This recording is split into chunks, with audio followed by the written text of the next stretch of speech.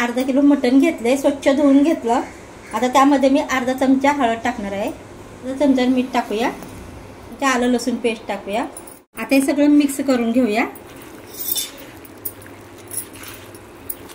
माई तू आता मटण घेतलंय, ह्यामध्ये मटण मध्ये हळद टाकलंय, मीठ टाकलंय आणि हे मिक्स करते। आता आलं लसूण पेस्ट टाकली, आलं लसूण पेस्ट पण टाकले। आणि आता काय करणार पुढे माहिती?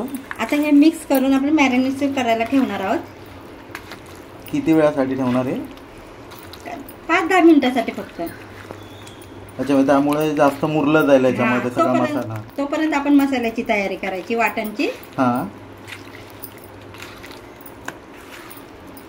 झालं, आता हे मॅरिनेट करायचं, झाकून ठेवूया। ओके,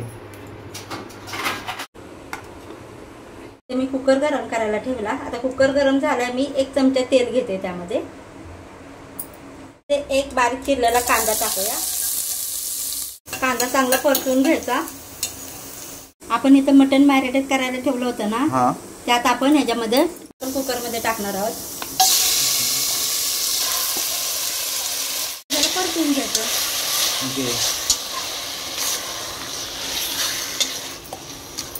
आता किती वेळासाठी हे करणार आहे? आता थोडा वेळ आपण याला झाकण ठेवूया।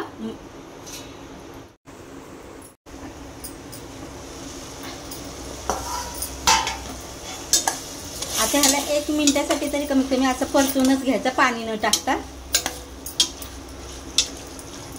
आणि झाकण ठेवायचं।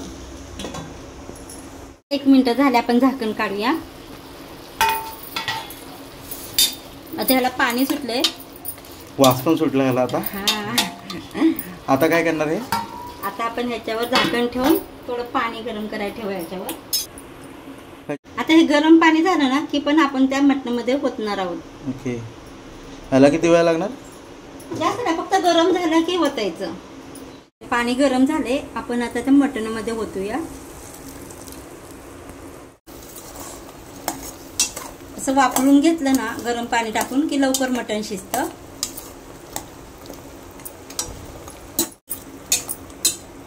आता आपण ह्याला कुकरला झाकण लावून 3 शिट्ट्या काढून घेणार आहोत।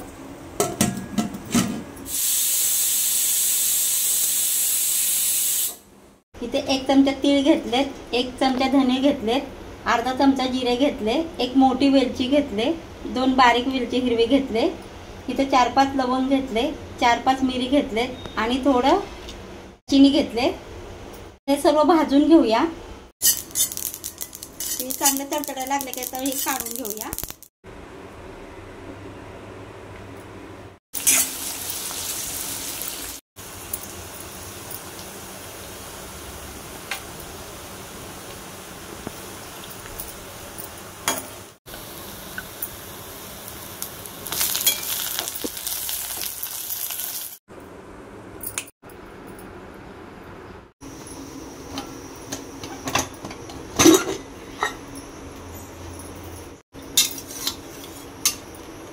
मटण चांगले शिजले, मी 3 चमचे तेल घेते।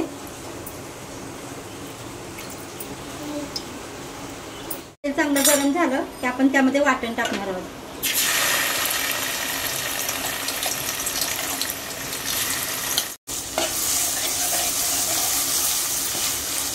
मसाला चांगला भाजून घ्यायचा।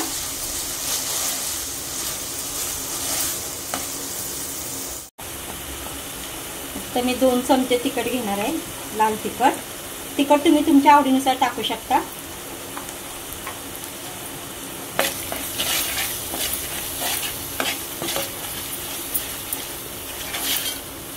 चांगला भाजलाय, आळणी पाणी टाकूया, मटण शिजवलेलं पाणी थोडं टाकूया आणि मसाला भाजून घेऊया। बाजूने तेल सुटायला लागलं की आपण त्या शिजलेलं मटण टाकूया।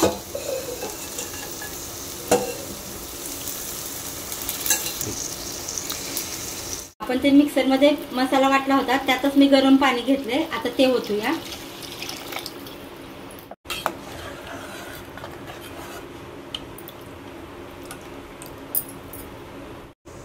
आता याला चांगली उकळी येऊन द्यायची।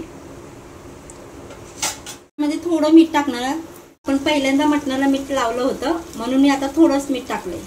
मटणाचं कालवण बनवून तयार आहे।